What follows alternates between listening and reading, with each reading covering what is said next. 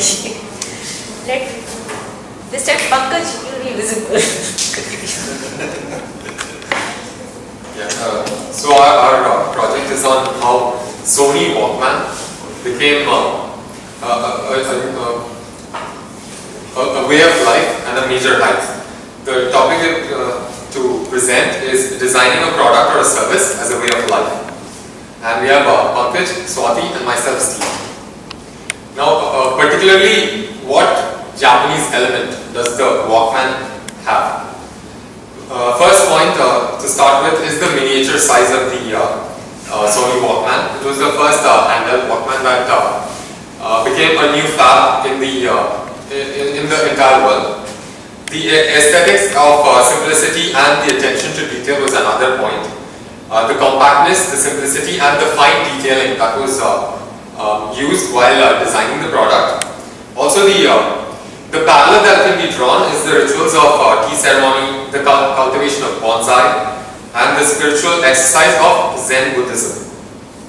The former head of Sony Design, he spoke, and what he had to say was that the Japanese tradition of small size was incorporated in the Walkman.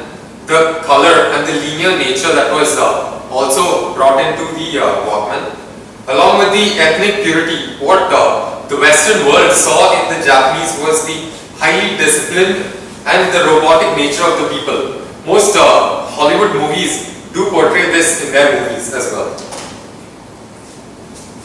So what Steve discussed was one aspect of the Walkman, of the design of the Walkman.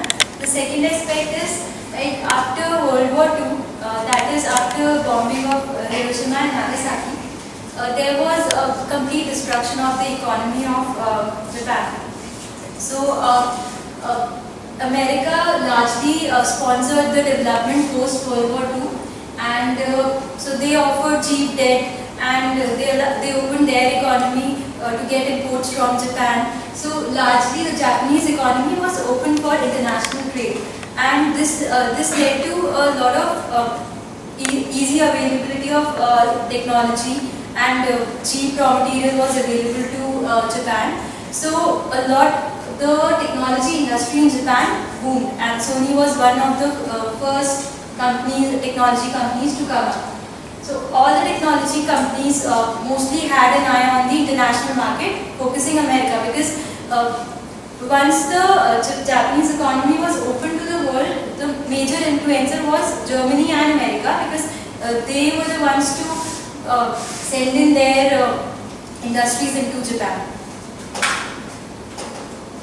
So Sony came up with its first product, which was a transistor, and it was quite a replica of the transistor by America in 1950.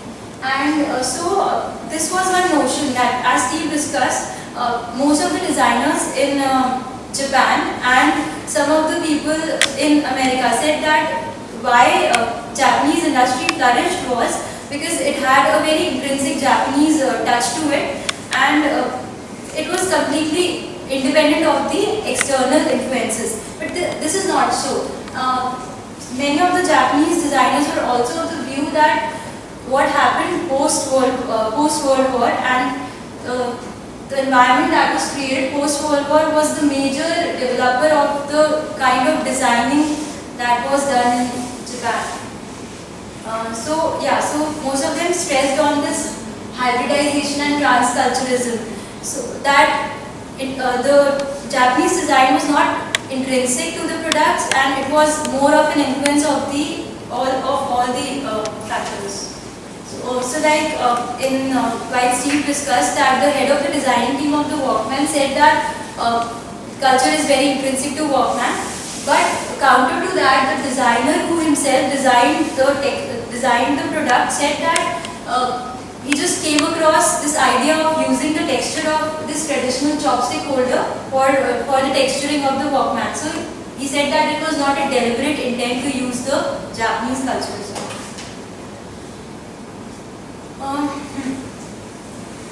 So basically, this concept of transculturalism is that it's the designing team that gives the cultural values to the product, and they mostly don't have any definitive intent to add the culture of any particular country or anything. So the head of the Sony, Akio Morita, initially conceptualized this Walkman. So earlier, all his team, so he was the head, so he was the final decision maker. But all of the other people in the organization felt that this product is not going to work because Japanese culture is more of a conservative culture. They are not liberal. But Morita recognized this opportunity that okay, maybe we can take music to next level. Music was mostly thought of as a group activity. But Morita thought that no, it can be taken to a more individualistic approach, and he focused on America. So Walkman was product of a very extensive marketing strategy, which Morita conducted himself, and he was of the view, no, this Walkman product can work. We can personalize this music. So I think that it was a breakthrough product, and it was not really supported by the Japanese culture, as some of the designers tried to put it. That they were trying to associate Japanese culture to Walkman, but largely it was a breakthrough idea. So Pankaj is going to take it forward. Yeah, so basically what happened with lifestyling is that Sony thought that the Walkman was primarily for the youth. But, and they portrayed it for the youth and had designed for the youth. But after the product came into the market, they realized that there is a larger market in the industry. It can be used for anyone who's portable, by elderly men, those who are jogging, walking, and so on. So then Sony designed almost 700 versions, and they had various varieties such as solar powered, waterproof, attached with sweatbands and so on. Here I would like to show you a particular video. That was my first Sony. This was targeted at children.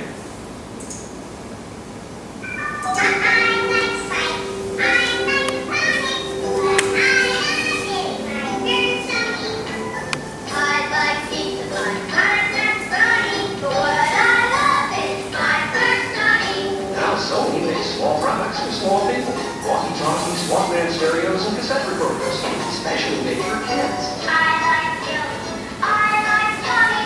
What I love is my first Tommy. It won't be enough.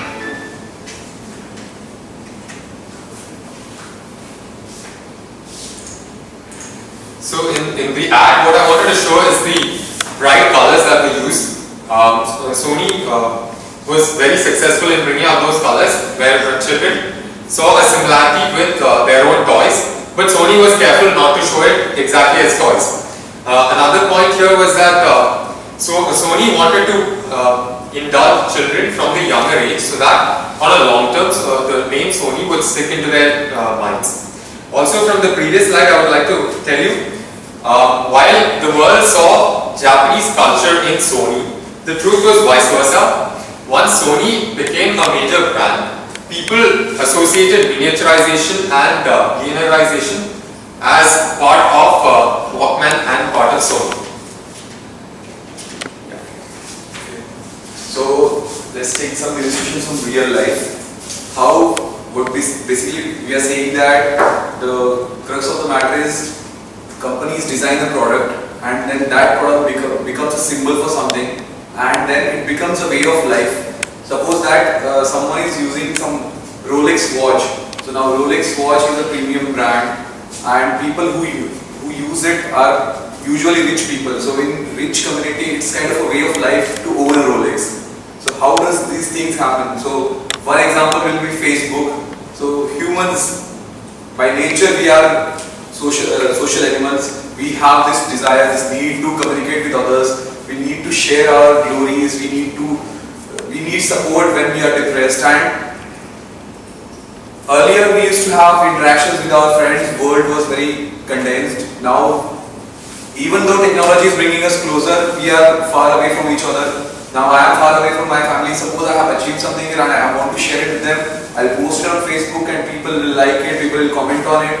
And this is actually, Facebook is becoming, and I think it has already become a symbol of human nature, how social animal we are.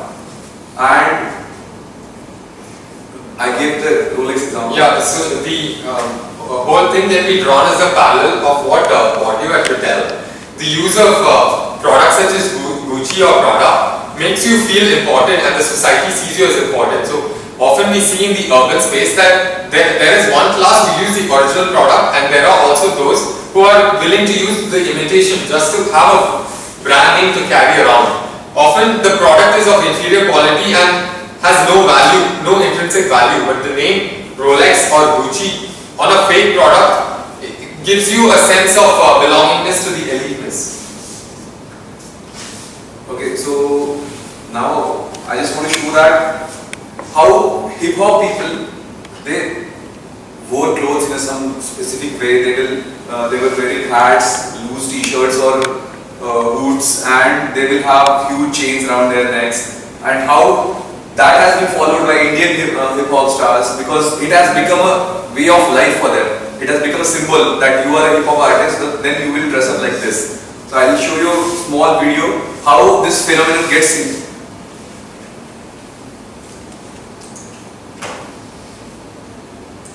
So Key and Peele, these are the two guys, comedians, and they have this small skits on Comedy Central.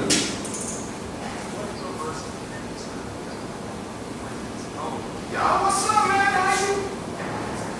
Man. Oh, you know, cuz. Keys and straight.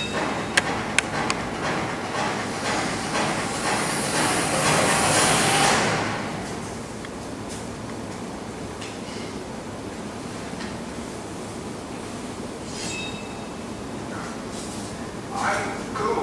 Well, guess I'll check you later. Alright, dog.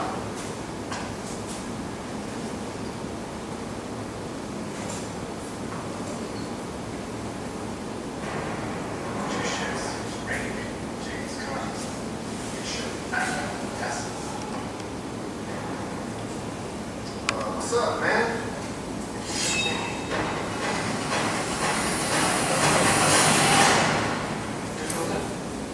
Yeah, man, how's Denise? Oh, man, Denise, good. Anyway, I guess I'll get you on that. Yeah, no, yeah. Ain't no time. I'm in there. Come in there. Okay. I'm in here. Okay. I'm just in there. Go in there.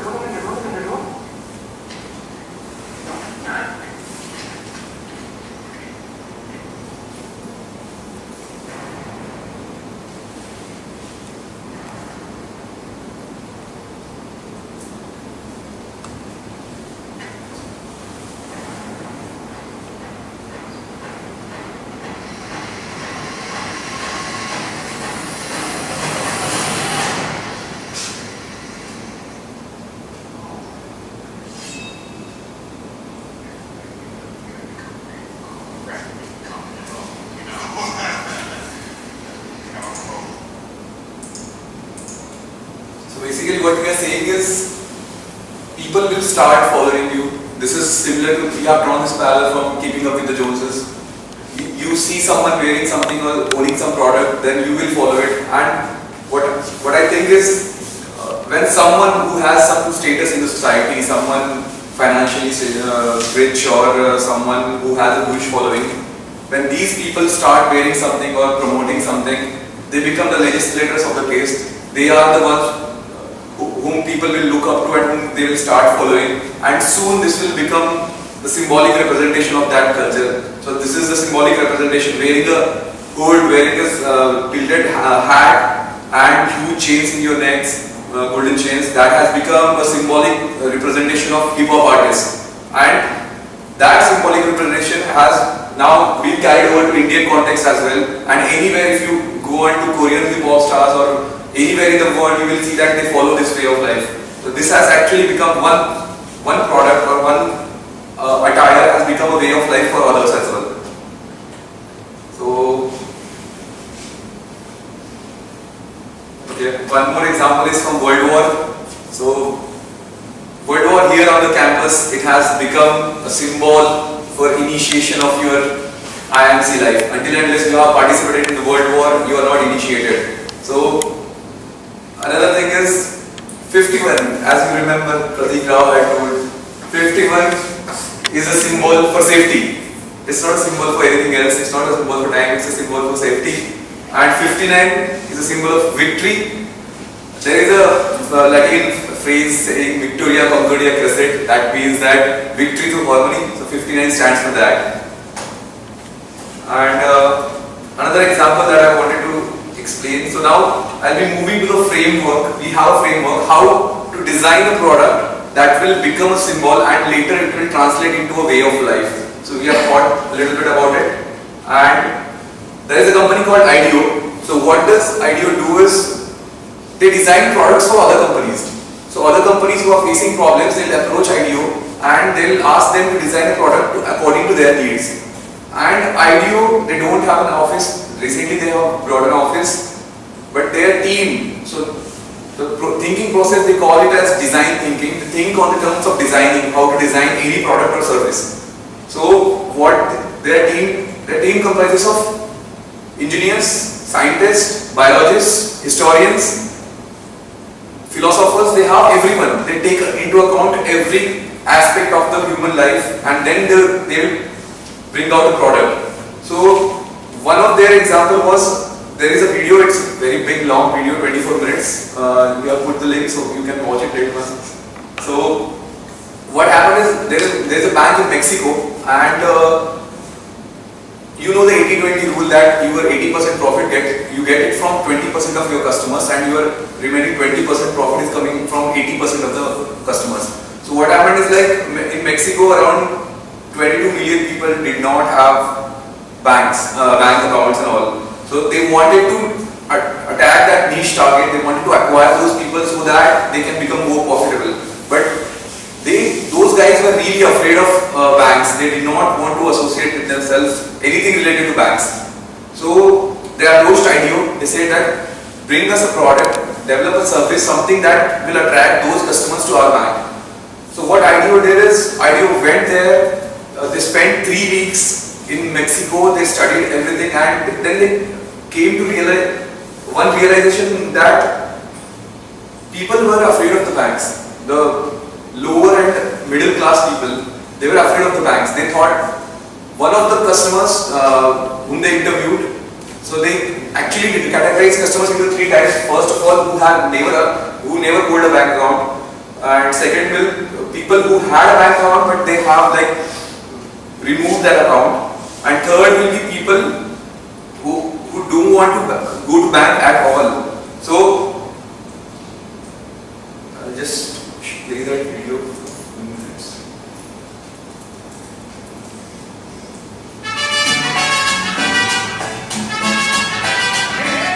Mexico's largest city stretches as far as the eye can see and beyond. 22 million households in this country are middle and low income. Only half of them have a bank account. 50% we have doing well, 50%, but we have the other 50% that we have failed. Banks are not serving the needs of the lower income people in Mexico. They've been vaccinated against the financial system. That's kind of what the project was, create savings products for people. CGAP has brought in IDEO.org, the non-profit arm of the California design firm, to work with one of Mexico's largest banks and come up with a product that will open the market to low-income savers. What we wanted to see was more disruptive innovation. A commercial bank driving a product that was clearly, one step ahead in terms of, delivering something of value, something that would really serve people in a different way.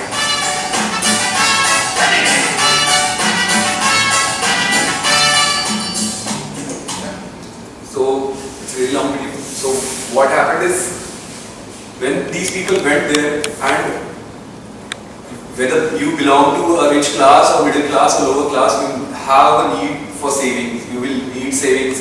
So what did these people do is, they went along, they interviewed people and they tried to find out that what are the correct ways of saving for these people.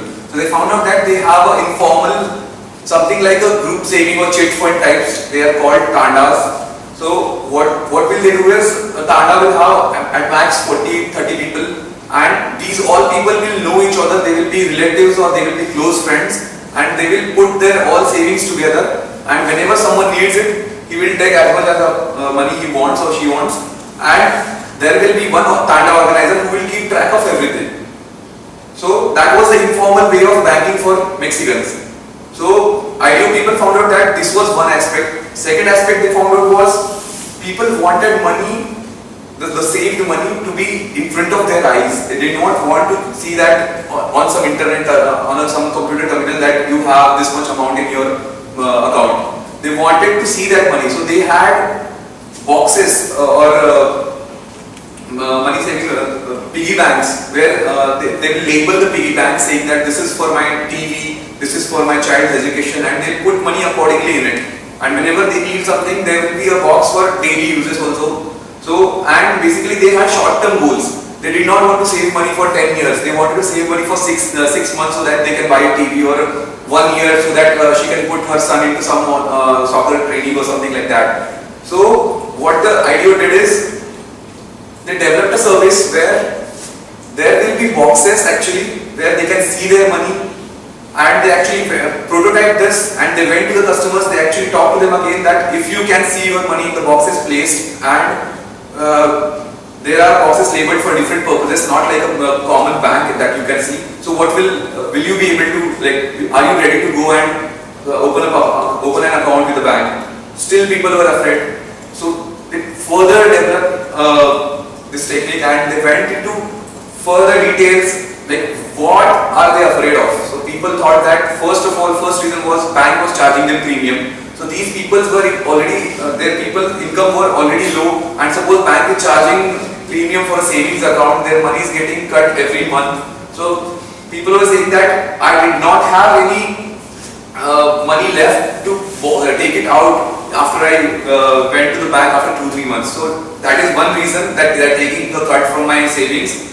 Second reason was they felt like they did not belong in a classy corporate atmosphere that is there in the bank. They had ACs, they had like posh offices, free coffee was served to them, but they did not care for all those things. So what they wanted was a familiar feeling. They said that we can go to Tanda because it's very informal. I know everyone there. I can sit there, and the Tanda is usually at someone's home or someone's store, something like that. So they wanted that informal feeling. So that was again a cultural insight. So based on these three things, what the IDEO suggested to the bank was, they developed a product. They went to the Tanda organizers, and they actually spoke to the Tanda organizers that, okay, we will make your life easy. We will give you technology. We will give you smartphone applications from which you can actually manage your Tandas better. And they actually had demonstration. They had actually developed an application, and with the help of it, they actually showed them that it will be very easy for them to manage the Tandas. Once the Tanda organizers convinced, they convinced them that they converted them into brand ambassadors for that bank. So now bank had all those accounts, all that money with them, but it was for the people, it was kept with Tandas only. Now the Tandas were representing the banks. So that is how they developed the product, by cultural insights.